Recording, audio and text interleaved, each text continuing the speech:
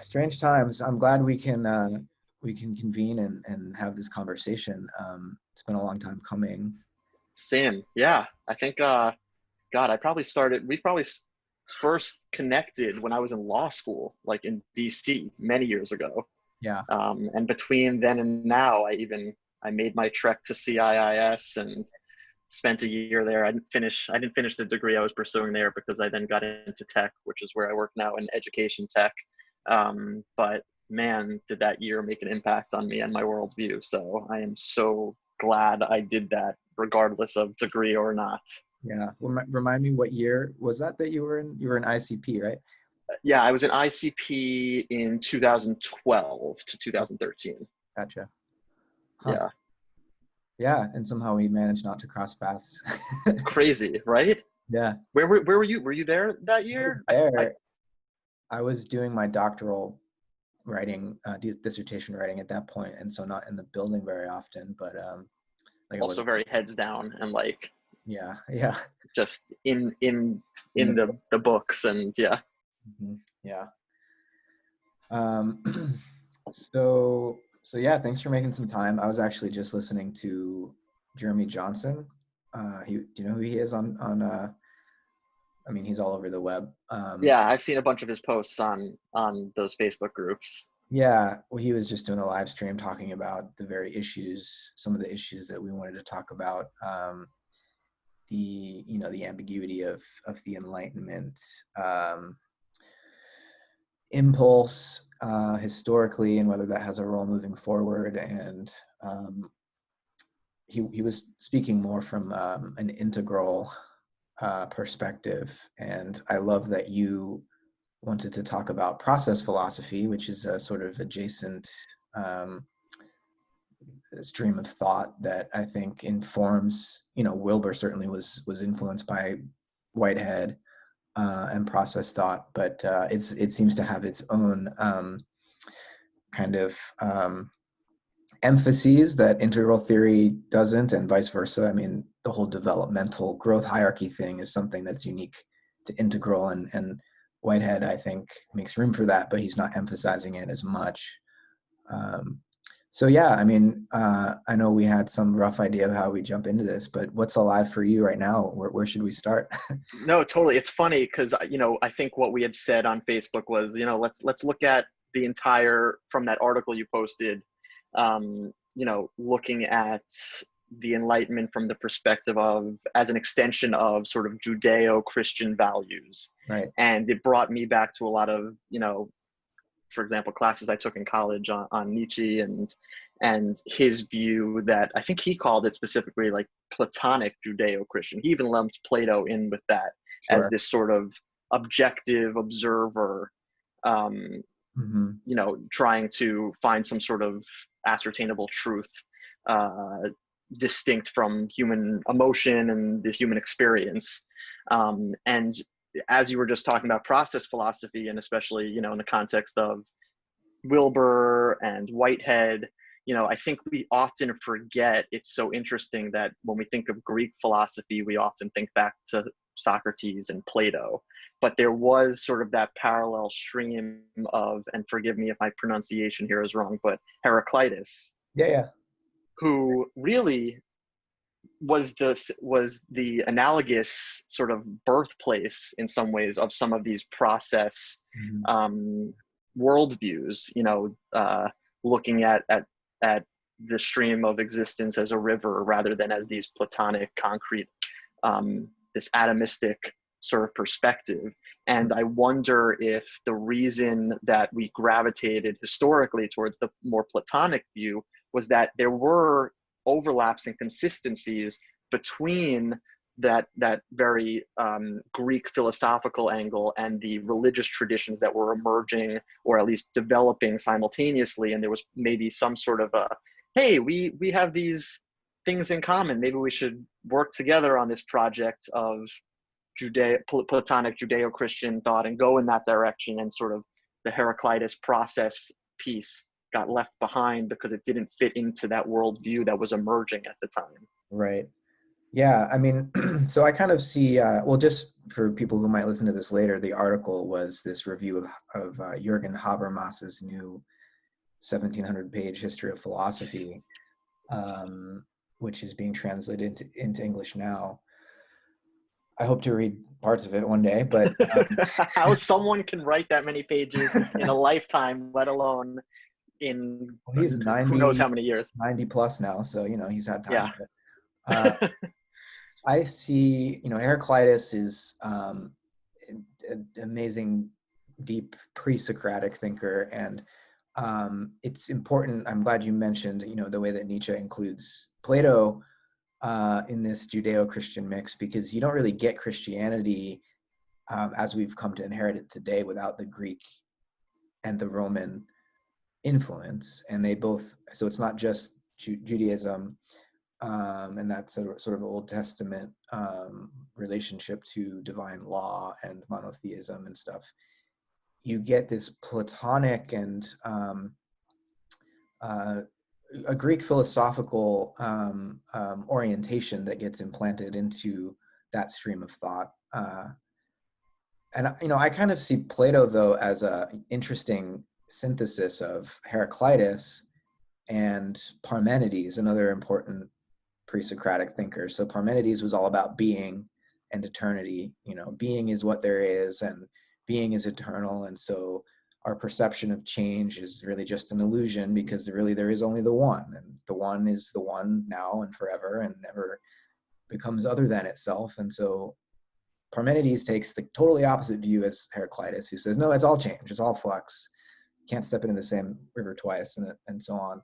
And I see Plato as trying to, he's certainly got that Parmenidean emphasis on eternity and the eternal forms. But, when you read dialogues like the Timaeus, it's clear.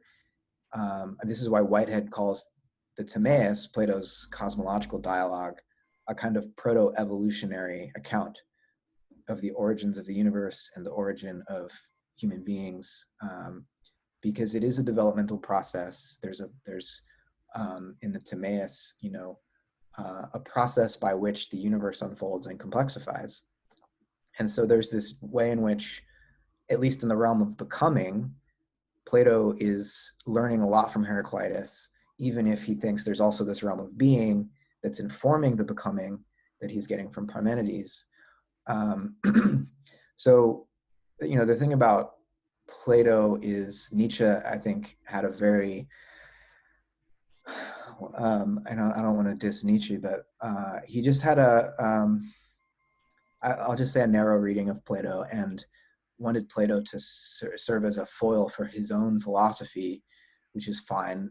The history of philosophy is just one deliberate misreading after the next, and that's where the creativity comes from. But just like people did it to Nietzsche afterwards with that. yeah, exactly. And like now people blame Nietzsche for Hitler, and it's like, well, yes.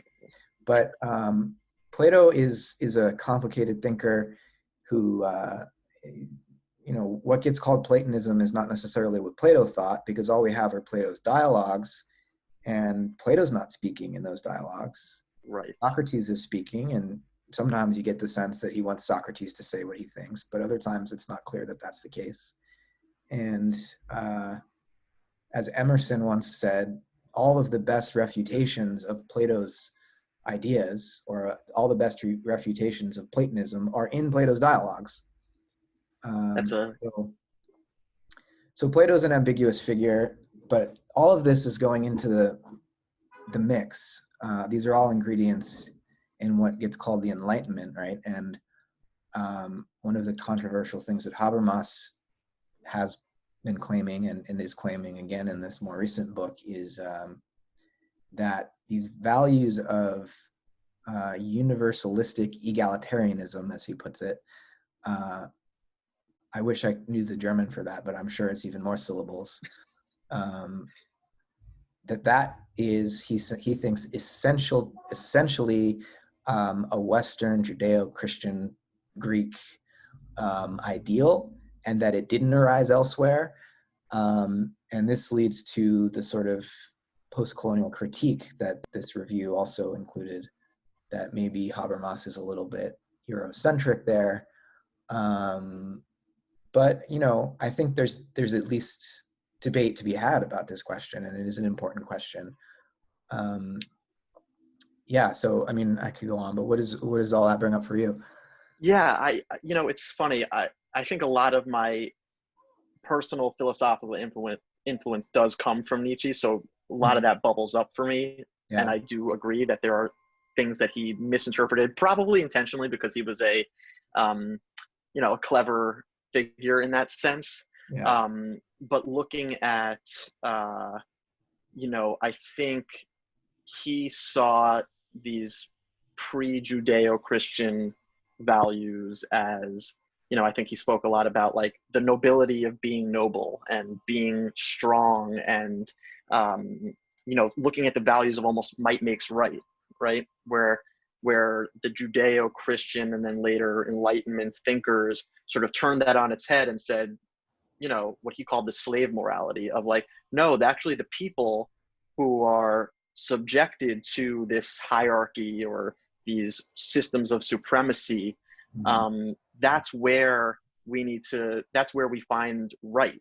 Like what is right comes from justice, right? Like this, and the sense of justice is fairness and equality, that everybody can reach their full potential, and individuality and individualism arises out of that, which is why we sort of end up out of those sort of streams in a very democratic place, whether it was in ancient Greece or today in the democracies we see around the world. It's this individualism that we've sort of framed as an egalitarian view. I think I think the goal may be some sort of a mass egalitarian individualism, but in reality, when you just sort of focus without trying to reconcile the tensions on the individuality part, you sort of mhm. naturally end up back into these oppressive structures, Right. because might ends up winning out over that sort of uh, or the isness of might wins out over the oughtness Mhm. of fairness and justice. Right. Right. Yeah. So it raises questions of whether like what does it take to become an individual? Are we just born that way, and just by divine decree, like we each are autonomous, rational actors who can um, understand and respond to complex situations in ways that allow us to grow and you know achieve, or at least move towards happiness and um, uh, you know liberty. Like, is liberty and freedom, are these things that we just like naturally know how to exercise, or do we need some kind of a cultural matrix or a communal context within which to learn how to be free? So if we were going to critique the ideals of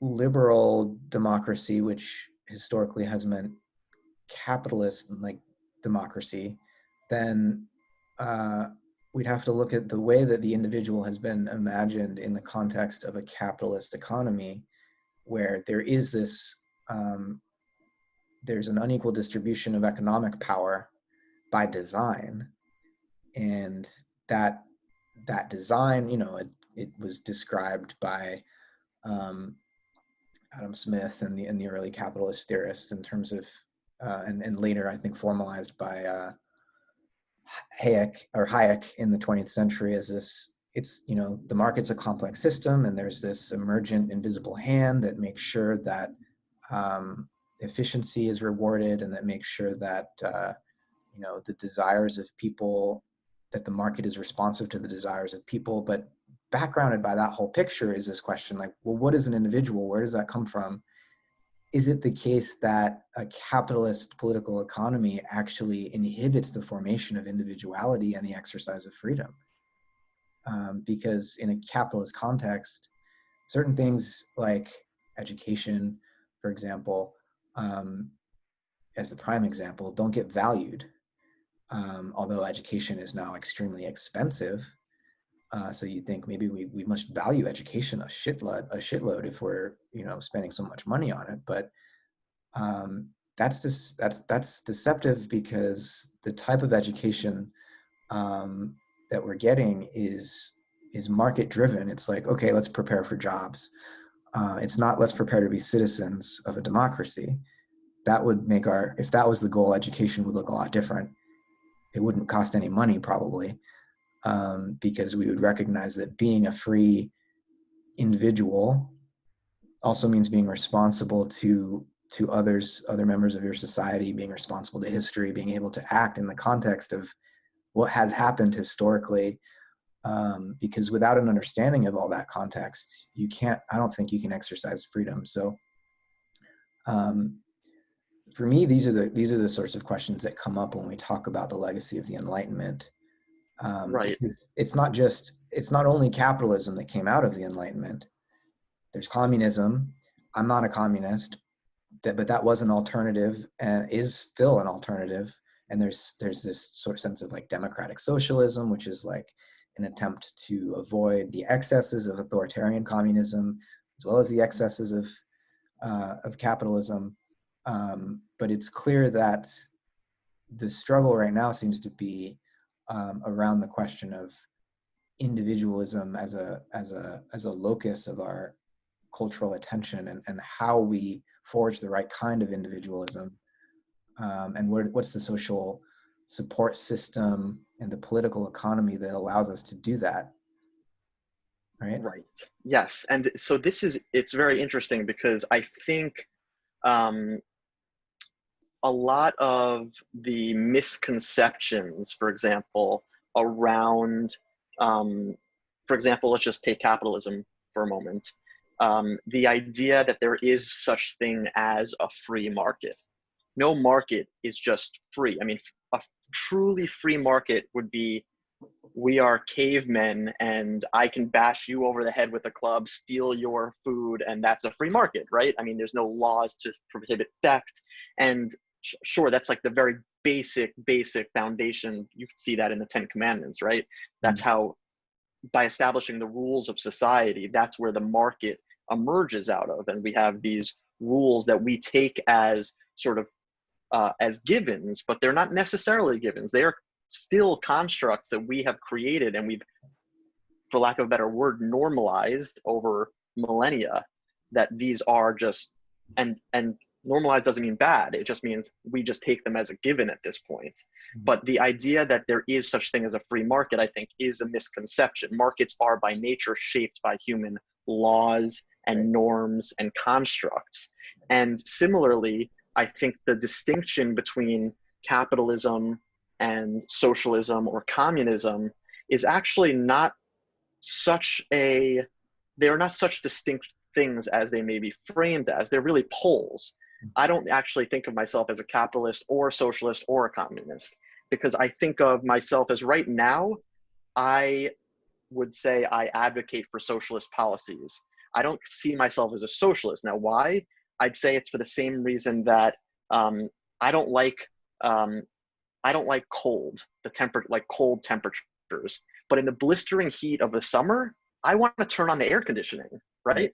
And we are in this hyper capitalist global society now, where there's such an imbalance in the favoring of what people, of this sham of free markets that aren't free to begin with, that we need to sort of reset our orientation to remind ourselves that these were never free to begin with. All of the people who say, you can't raise taxes, you're taking away my money that I earned, et cetera, you earned it under the laws and constructs that we created for you to earn it. It's not really your money.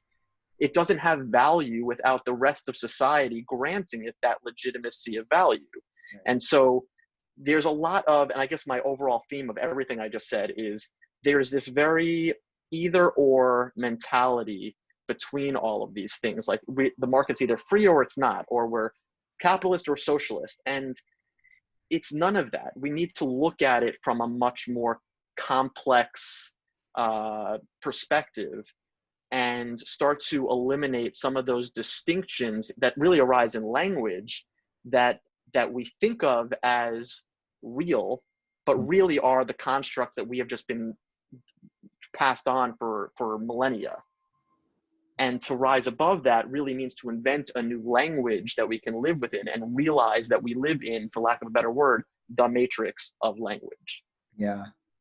Yeah, I mean, that point about language, it feels to me like there's so many trigger words now in political discourse that we use as virtue signals. And the left does this and the right critiques the left for doing it, but the right does it just as much. It's just a different flavor of virtue signaling. But there's just these certain words get used or phrases get used, and then it's like, oh, I know what camp they're in already. They haven't even really made an argument. They just used a word. And it's like, so we do need a new language to avoid falling into those patterns of emotional response to one another based on these linguistic habits. So that's an important thing to note.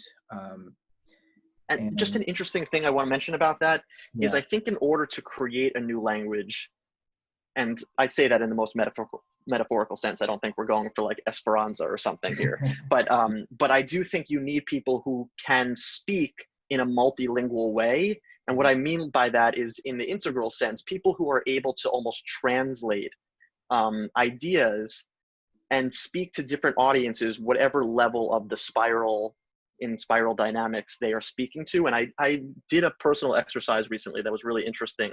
I sort of peeled back the onion and had very patient conversations with people at various levels of that spiral. I went all the way down to speaking to a friend's, and by down I don't mean lesser than, I mean a more simple and elegant worldview, let's put it that way. A friend's grandfather who lives in the middle of rural Wisconsin, NRA member, Trump supporter, Fox News, not very educated. And I talked to him about his worldview, why he feels the way he does, and lots of it very interesting, of sort of like, why are you bothering me? Like, you city people have lots of problems. We don't have problems here. But then his defenses of Donald Trump and his rhetoric and things like that is where I began to get a little bit more like, let me poke at this. And I realized I found myself saying, and I would never say this to anyone else in my life, but I said to him, "Are you a Christian man?" And he said, "Yes, my son's a pastor." And I said, "What would Jesus do?" And it's something I would never say, but I just felt like I was translating something that I might have said to someone who's very progressive, of like, well, we should be spiritual and compassionate, and just translating that into words that would resonate with him, because we're all saying the same thing, but the words we're using are the things that trigger each other. And that's the problem. Mm-hmm. Exactly. Yeah. I mean, that's the Lord's work that you're doing right there. And it was an hour and a half conversation, for the record. Yeah, I actually love those types of conversations. They're fascinating. And for the record, I posted something that was anti-Trump yesterday on my Facebook page, and he liked it. Oh. And so I reached out to get some clarity there, and I'm very excited to hear back on that one. And this ripples, like, he might talk to his son, and his son exactly like, why I did it. And then he'll talk to his whole congregation. And so this ripples. It only takes a few. If everyone had a few of these conversations, things could change dramatically. It's the work of transformation. Yeah. I often say, well, I kind of think, I don't say it often, but I'll say it now. I think often that the whole like social justice movement mentality on the left is, in a way, Christianity without God. It is this sense of universalistic egalitarianism that doesn't have God in the picture as the motivating factor or the source of the impulse. And so that's why, Christians still have this sense of hierarchy, often unhealthy hierarchy, but because God's in the picture, there's a sense of, oh, okay, this isn't flatland. It's not just like human beings making up social constructs. There is the good, as Plato used to say, and our societies ought to be oriented towards the good. And for Plato, it wasn't good because God said it was good. God was good because of the nature of goodness itself, which is this important distinction he makes in the dialogue Euthyphro. Some Christians would say, no, the good is good because God wills it. Plato says the good is good and God is good because the good is good, not because God wills it. God wills it because it is good, right? So that's an important, I think, Greek improvement upon Judaic, I think it's a more Judaic conception ultimately of God as primarily a will, whereas Plato had a conception of God as more of a concept, more As of an an idea. is, What's that? as an is almost. Right. And, Instead of and I mean that in thought. a sense of like there's a circularity. It's a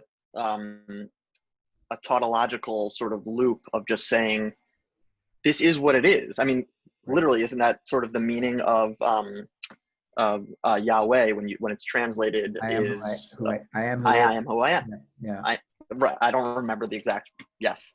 Well, I mean, I'm my my Hebrew is horrible, but my Greek's better than my Hebrew, interestingly, even though I'm half Jewish. But uh, I I think that this. So the point here, though, is that transcendence is still an ingredient in the worldview of the Platonist and the Christian.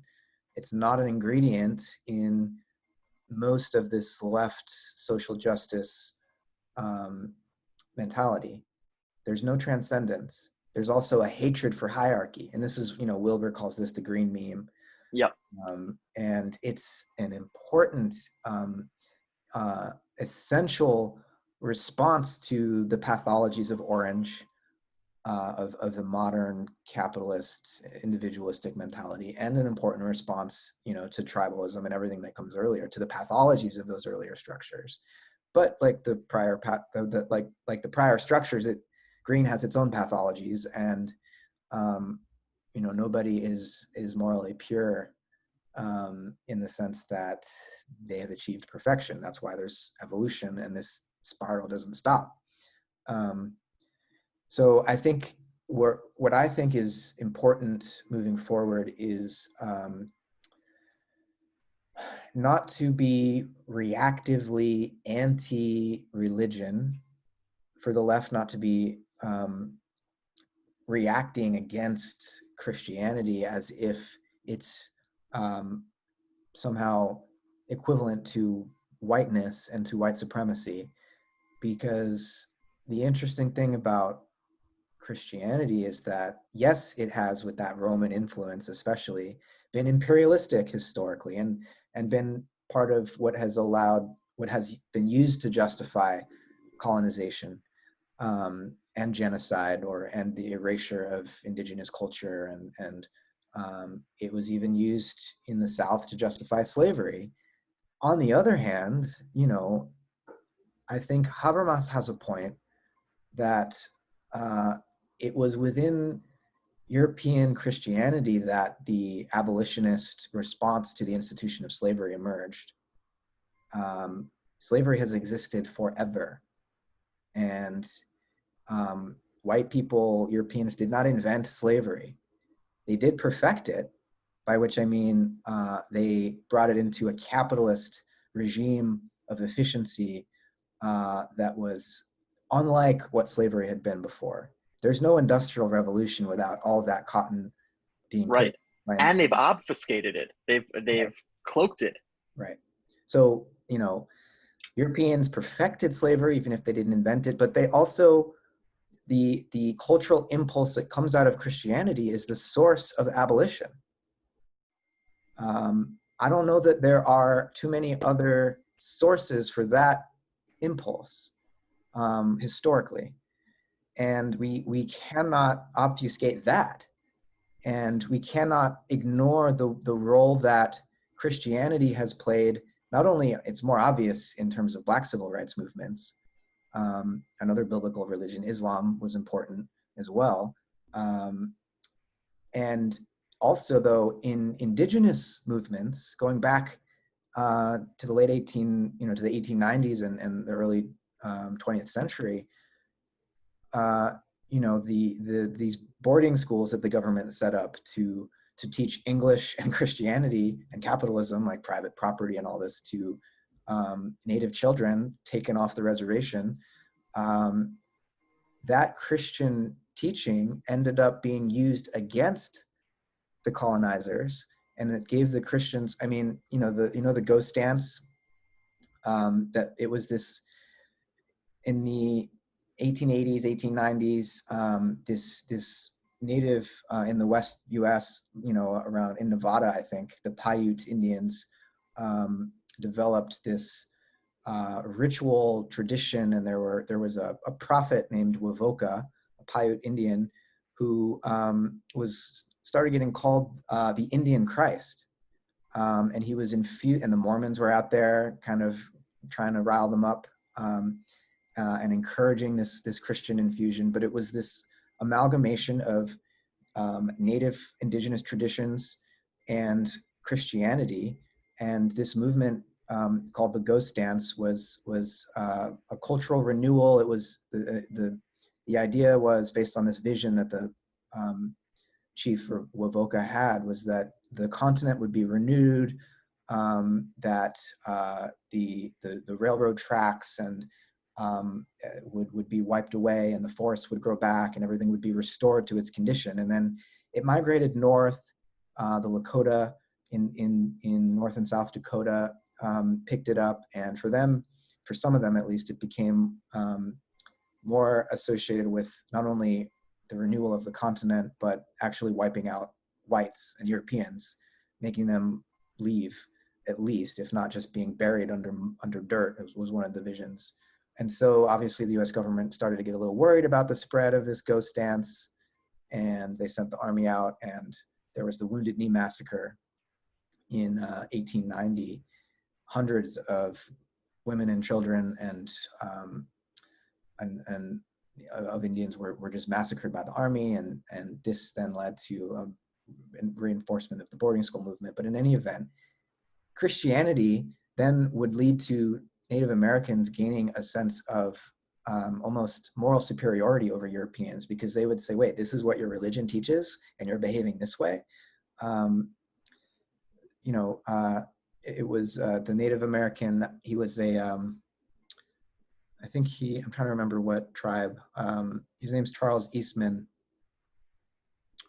I think he was Sioux, also Lakota Sioux, but I could be wrong about that. But in any event, he says there never has been such a thing as Christian civilization. Christianity and this modern European civilization are at odds with one another, and the true spirit of Christianity is, he says, much like the true spirit of the indigenous spirituality. I'm paraphrasing. And so, there's a way in which Christianity was taught to enslaved Africans, African Americans, and to indigenous people by the colonizing force, and then was internalized and used as a decolonizing force against, the oppressors. So Christianity is so interesting in this way, that the oppressors impose it, then the oppressed use it against the oppressors. So it's such a double-sided thing, and it's way more complicated than the reactionary takes that a lot of people on the left have, I think. Right. And, I think the interesting thing is, it may not be something about Christianity itself, even though we can see this throughout history, the use of Christianity. I mean, even at the very birth of Christianity, the Romans sort of taking it, and then the Jews being persecuted, from which Christianity came in the first place. But I don't think it's anything about Christianity, just like I think a lot of the political division we see in this country is necessarily about the Constitution. I think it comes back once again to language. Just like the way we discussed before, Plato being misread, misinterpreted, misused, or Nietzsche being misinterpreted, misused. I think once an idea is put into text, Yeah. it becomes more powerful, right? Where like it becomes permanent in a sense. It's being fixed, and it then becomes, it's a technology that can be put in the hands and interpreted by the person who wields it. And when you have a text that is, or a person, I should say, that looks at a text and takes it literally, rather than looking for the underlying purpose of the text or the spirit of the text, that's when it becomes, I think, regardless of whether it's Christianity or the Constitution or any other text, it becomes by nature a colonizing force, because it's exerting its power as being a fixed thing that is not changeable because it is written and engraved in stone, for lack of a better word. Right. Um, and that immortality is sort of seen as this superior thing that must be obeyed and has some sort of an authority over the whims that are so in fluctuation of people, whether within a generation or intergenerational. Right. And Yeah. so that's where language comes in. And I think this comes back to what we were talking about, to pull it full circle to process philosophy and to integral theory, and the whole nature of translating language to different audiences and their worldviews. I think the project of process philosophy and why it can be so powerful, especially in this moment, is exposing the way those texts are evolving through different types of interpretations based on the types of people and the era in which they're being interpreted, the way they manifest in our world in those times.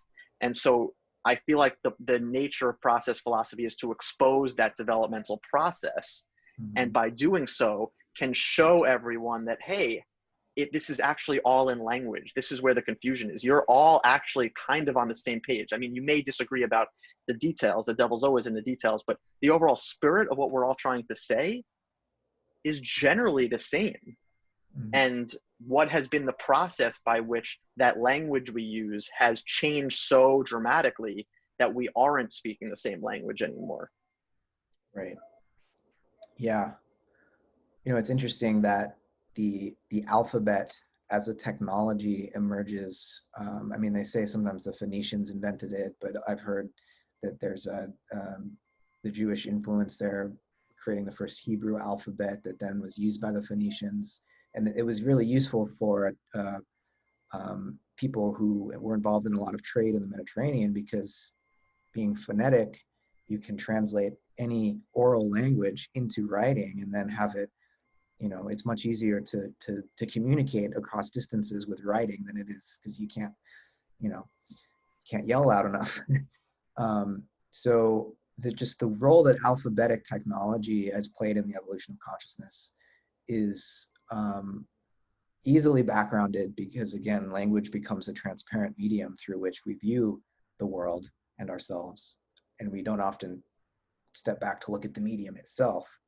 And it was, again, what inspired, just to use the Native American example one more time, what inspired what got called a pan-Indian movement of resistance, because before there's 500, 600 some odd tribes, different languages, different cultures. I mean, this continent was so diverse pre-contact.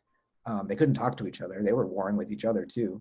But after the boarding school thing, a side effect, unintended consequence of the boarding school thing, was they all learned how to read and write and became intellectuals and could articulate, not only with Christianity, but using the alphabetic consciousness to critique US imperialism, Yep. right? So it's like, I'm definitely one who thinks that you can use the tools of the master to dismantle the system of oppression. You have to. What other tools do you have? I mean, Right. And it doesn't have to just be the master. It's like I was saying before about when I had that conversation with that man who was a Trump supporter. It's about using the language of the person you're engaging with. right. And I don't want to use the word against them, but within them, Mm-hmm. to to shatter the cognitive dissonance that emerges. And I know Habermas used cognitive dissonance as a concept when he was talking in this article. Right. But when you see the contradictions within the language you're using and the hypocrisy or the inconsistencies between the way you're acting and the way you're speaking or thinking or believing, Mm-hmm. that's where the power comes from in using that language, even if it's not the language you use on a daily basis, but to use that language of the person you're speaking to. That's why that can be such a powerful tool. Right. Right. Yes. So, the way you framed one of the questions we wanted to explore today was about process philosophy. As you asked, what does a political, legal, and economic concretization of an applied process philosophy look like? And I think that's a very interesting question. I think a lot about that, and I've been in conversation with a lawyer. He's mostly retired, and he's thinking more about legal philosophy now. His name is Barry Cowan, and he's really into Whitehead. And he's trying to think through what a process law or legal theory would look like. And there's a little bit of literature on this that's already been published. It's very interesting stuff.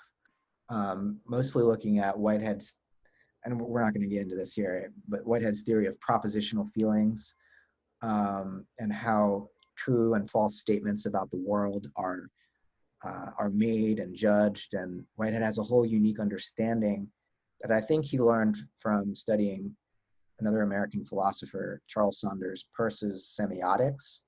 I say another American philosopher because Whitehead did his philosophizing mostly in the US, even though he's British, obviously. But so how we apply this politically, legally, and economically is very interesting. But I also think process philosophy or process relational philosophy, in order to transform our conception of politics, law, and economics, I think part of what process thought points out, and integral theory does this in its own way, is that these questions about politics, law, and economics are not unrelated to questions of individual psychology and our social relationships, our sexual relationships, and religion, obviously, spirituality. So for example, like, I don't know if we can really challenge the capitalist political economy if we're not also willing to look at structures like marriage and structures around monogamy, even heteronormativity, like the family unit and the nuclear family. Like, these things are all, it's like the notion of the family unit, which is right there with the individual as like this core ideal that our whole capitalist society is oriented around.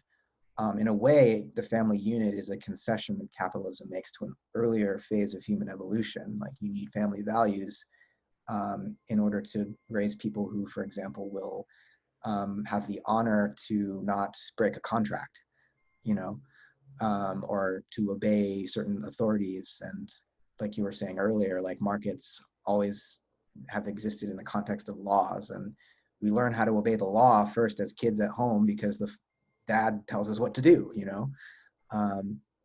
But these structures, like, if we're going to dismantle capitalism and the forms of oppression that follow from hypercapitalism, we need to dismantle, or at least question, our notions of whether the nuclear family and the heteronormative marriage, whether these things are not themselves part of the capitalist structures of oppression. And that's where conservatives, I think, that's why they get nervous, even if they don't articulate it. It's like, oh, wait, if you start to question capitalism, then you're also, and Christianity, then you're also questioning the whole idea of like that one man, one woman, me and my family and our house, like, and those are things that are just, they have been at least core to the American identity. And it's like, well, what am I if I'm not the good husband, the father with the kids who's like looking out for me and my own? Like, what is my identity? And Yes. younger people are exploring that space. The whole LGBTQ movement and I think trans people are pushing these envelopes a lot.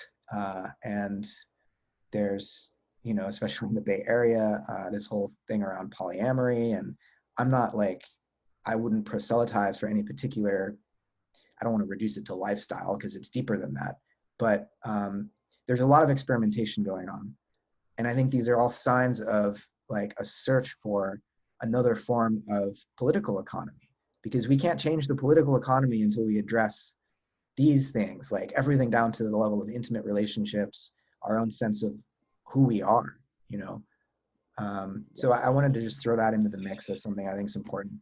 Yeah, I think that's a great observation. I definitely think that that fear is under the surface, especially in the conservatives. I can say again, like that conversation, and this is a little off topic but related, is when I brought up the gun, we had a gun debate when I was speaking with this Trump supporter, and I was pointing out like, you know, why doesn't the NRA? You admit there should be background checks, universal background checks. Why won't the NRA get behind that? And he said, well, if you're going to do that, then you're just going to come and take everything. And there's this fear of the slippery slope, and it permeates everything. I think even beyond the things that we were just discussing, like the family unit.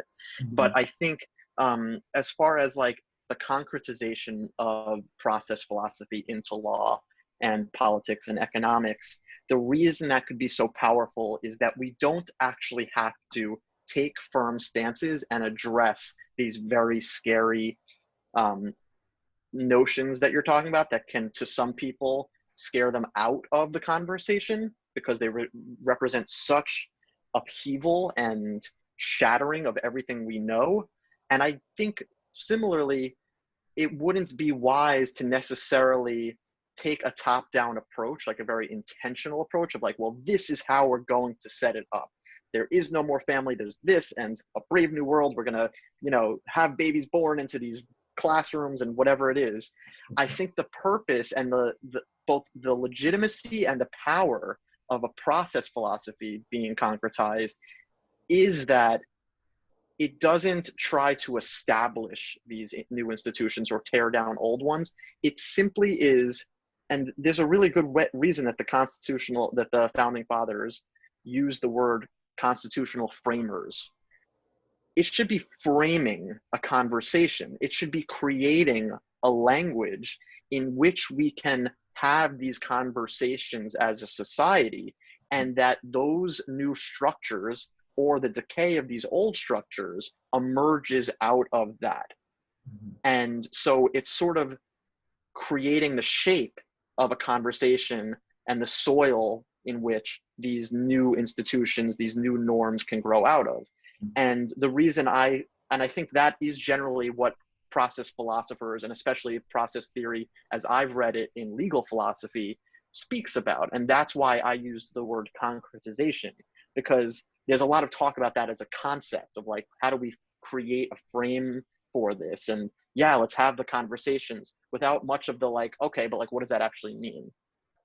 We have, I think, we have a very good foundation for what that means in our current constitutional law, legal philosophy, dating back to the Magna Carta, which is due process. What does due process mean? It really means that you as a person, as an individual, have the opportunity to be heard, and heard through language. And all sorts of things result out of that. For example, in the judicial system, what does a process theorist would say, or the process philosophy branch of jurisprudence would say that one of the roles of a judge, as opposed to people who are, the judge should just take the word of the law versus the judge should interpret the laws, the needs of the time. They took a totally neutral view and said, it doesn't matter. Put those two things aside. The role of the judge is to do what they call reasoned elaboration. Make it clear in their opinion what the rationale is for their decision. If they don't do that, that's not due process, because then nobody's been heard. The one thing I think that was missing from that principle of reasoned elaboration, and this is something I wrote about in law school, is they have this other concept called that these decisions should be made on the basis of neutral principles. Most legal philosophers sort of toss that notion to the side, and they're like, well, what the hell does that mean? You can't be neutral. We all have biases. There is no such thing as neutral. You're making a decision. Somebody wins, somebody loses. And so what I proposed is, what if neutral principles took the idea of empathy, which is the foundation of how human beings connect to one another through language, and in addition to just making their rationale elaborated in these opinions, also displaying empathic consideration. The idea that not only are they laying out the reasons that they resulted in this decision, but also exhibiting that they at some point were able to empathize with each argument in the case, each lens through which the case has been argued, and show that due process has been granted, aka the opportunity to be heard was given Yeah. and pondered in making that decision. Yeah, that's And I beautiful. think if we expand that beyond the judicial system into the legislature and just the overall conversation that we have as a society, that is to me what the concretization looks like. And again, it's still not quite concrete, but it's a little bit closer. Right. I love that. It makes me think about sort of the evolution of the idea of justice itself as beginning, if you look in the Old Testament when um, the Jews were still in this sort of pastoral, patriarchal, warring tribal context, justice was usually interpreted as in terms of retribution. You balance the scales by getting even. Punishment is applied uh, in order to somehow right the scales, and It's an then equation. right, which is an advance in some ways, but it's, I think, like in that Habermas quote about how this Judaic sense of justice and this Christian sense of love needed to be combined by the Enlightenment. The love piece, maybe we could say the New Testament piece, is as Jesus says, he came to replace the law with love. Or what he means by that, I think, is that, okay, justice now isn't just about retribution, it's about restoration. How do we heal from the wrong that has been committed rather than how do we get even? Because getting even is not going to heal anything. Getting even is it's going to perpetuate a cycle of revenge. And even after thousands and thousands of years of more and more elaborate legal systems interpreting justice mostly as revenge, we don't seem to have done anything to eliminate violence, contrary to Steven Pinker's, Pollyanna statistical arguments. We haven't eliminated violence at all. We've, in a sense, amplified it in some terrifying ways. And I think a process philosophy of law would also, as you're saying, as Whitehead said, move us from, a sense of power as coercion and justice as retribution and the imposition of punishments upon the wrongdoers, to move away from that towards a conception of power and justice as more about persuasion and about healing and about finding ways to restore what was broken by the wrong, right? Rather than Yes. to break those who have committed a crime. In other words, to just commit another crime as if that's somehow solving the problem or realizing justice. And that's in contract law. I mean, the idea of being made whole, Yeah. it's called expectations damage. And it's basically the idea that if you entered into a contract with someone and you expected to end up in a specific position out of that and they break that contract, you need to be made whole. Mm-hmm.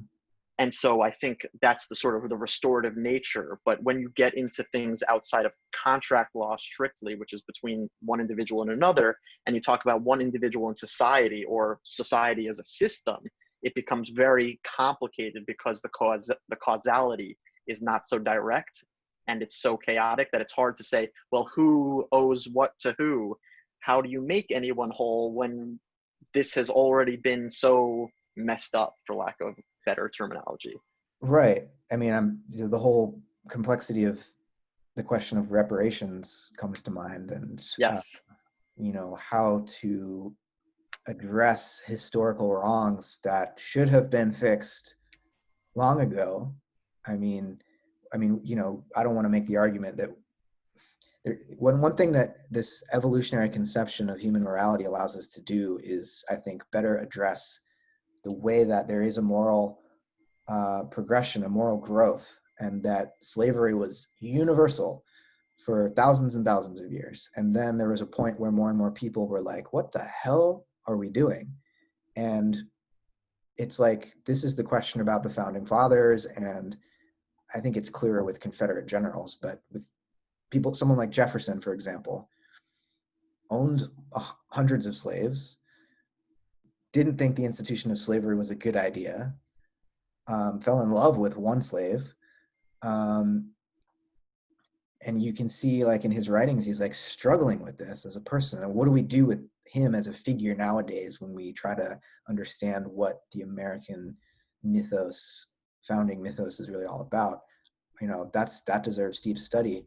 But I think the point I'm trying to make is that um, to repair the wrongs of slavery, I think it's a terrible failing in this country that we did not, the South lost the Civil War, but the Union did not follow up with the needed structural legal changes that had to take place in the South to actually right that wrong. And now we're several generations later, and it's like the problem of restoration becomes so much more difficult because we're talking about descendants now, several generations later, and it's like, how do you go back and sort through who owes who what? And that's why, even though in the ideal situation, personally, I totally would be in favor of reparations, in the actually existing world, I think we need universal programs of economic justice because of this history of racial injustice. There are more Black people in poverty and more Black people without access to education and healthcare and all these things. So a universal program to address these widespread economic inequalities would disproportionately aid Black people. Yes. And so it is, in effect, a form of reparations. And I think, though, what it prevents is the reaction from white people. If we did just do race-based reparations, the reaction from a lot of white people, from a lot of Trump-supporting white people, is going to only be increased anger, and the political consequences of that anger could be extremely destructive. Yes. So, in a pragmatic sense, I think we have to go for universal programs, even if morally I get the power behind the argument for race-based reparations. I get it, and I'm open to being sort of reasoned with about that, but that's just how I see it right now.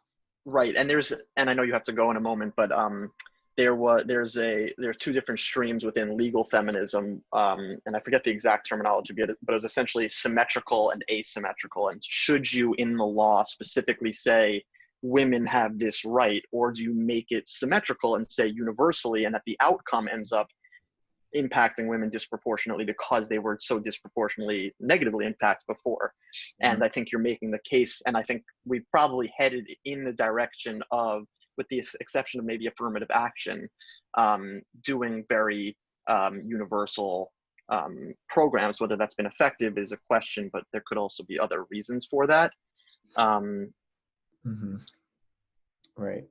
Yeah, I think just my sort of closing thoughts is the approach I've taken to a lot of these complex issues lately, and this is brand new to me, and this includes Donald Trump, which has been very difficult, but is to not blame or condemn or condone really anything. And this moment came to me out of just reading about, in the midst of the riots we had a few weeks ago, reading about Martin Luther King's stance on the riots during his time. And he didn't seem to condone or condemn them. Mm-hmm. He just saw them as something that is. I mean, people are going to be people. People are going to express anger. People are going to express grief. But what we do need to do when things like that happen is look at what are the conditions that led to this behavior by individuals and by collective groups of people. Why is this happening? And to fix that rather than condemning the behavior that emerges out of them. And I feel the same way about Donald Trump. Rather than condemning him or certainly condoning him, I see him as just what happened in his childhood. How do we prevent that sort of mental illness and trauma to lodge itself in a human being? And what's worse than that, to allow a system to grant that kind of a person such insane amounts of power. Yeah. What are the conditions that allowed him to rise and for him to rise to power, rather than blaming him specifically? Oh, totally. I mean, I had the same sort of realization about George W. Bush. when I think it was Oliver Stone's film W came out, and it was like, it just put him in context, and it was like, you know, with his family and his relationship to his father, and I He's a was like, human. he's a human being, and he's like, his foreign policy, which had me so outraged as a college student, um, is itself like a symptom of the imperialistic American approach to foreign policy that long precedes him. And similarly, like, Trump is a symptom. Not only can we feel sorry for him as an individual, but we can recognize him as a symptom of a larger um, institutional failing and cultural failing. How did someone like him get elected president in the first place? What are the social forces at play? Where did we go wrong in the childhood of this country, and in the adolescence of this country, which I think is kind of where we're at, such that we're capable of empowering someone like that? Because the more we allow uh, ourselves to just hate Trump, the more blind we become to the context that allowed him to rise to power in the first place. Because when Trump's gone, even if Biden wins, what I'd be worried about is in 4 more years, with more sort of neoliberal centrism from Biden that we had 8 years of with Obama, is there going to be a more intelligent, more strategic right-wing populist that emerges after Trump to take the mantle? So, A competent version of Trump is maybe the scariest thing. yeah, can you imagine Trump with some intelligence and an attention span? I mean, No, it's horrifying. yeah, And we will look back, just like we looked back during the Trump administration on W, and say, God, I'd take him in a second. If we ever have to say that about Donald Trump, I don't know that I want to witness what is going to happen, because it's that scary. But it's possible. But it's very possible. And I think similarly, if we do, I really hope we do elect Joe Biden to be president, I think regardless of people thinking that that will restore us to normalcy, it will not feel normal. Just like after you mhm, lose somebody in your life and you experience grief, and then you go back to work because you know you grieved and you had the funeral and all this, it never feels normal. You right. have to find a new normal. And I think that sort of oddness that will be in the atmosphere will eventually force us to have a bigger reckoning. um, I think it's inevitable. I just hope it happens before we elect, like you said, this competent version of a nightmare. Yeah, I mean, hopefully Trump allows for this deep reckoning with American history and the recognition that the whole question of whether Trump is a fascist or not is sort of moot when you look back at um, the post World War II era, when America was the world's police. And did we, in a sense, ourselves become quasi-fascist in order to defeat? Did we need to do that to defeat the Nazis?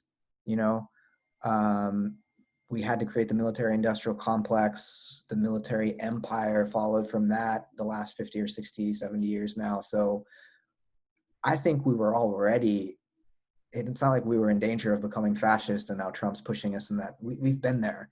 And Trump is just taking the mask off and forcing us to look at the imperialism and the systematic violence that has underpinned global capitalism and the American system of imperialism for decades and decades. So hopefully Trump's a reckoning, and we can look at that and do the necessary transformation.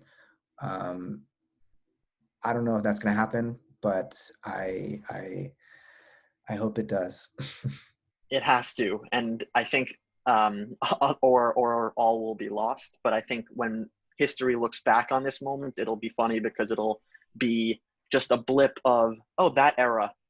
But for us, it feels like I mean, every day is like a lifetime, and it could be 10, 15 years of work to get that reckoning. Could be a 10-year reckoning, but when you look back on it retroactively, it'll seem inevitable. Right. But Right. it doesn't right now, which is why I think there's so much fear and uncertainty For sure. amongst everyone. Yeah. Well, we'll have to do a part two because Absolutely. there's a lot more to talk about. Yes. So yeah, let's stay in touch about when we can make that happen. But That sounds great. Yeah, this was a lot of fun. And A lot of fun. I'm glad we finally made this connection. And yeah, stay safe down there in San Diego and make it home safe as well. And wear that mask and stay away from people who don't. yes, indeed. All right, likewise, stay safe, and I'll be in touch. Sounds good, Matt. Talk to you later. Bye, Ari.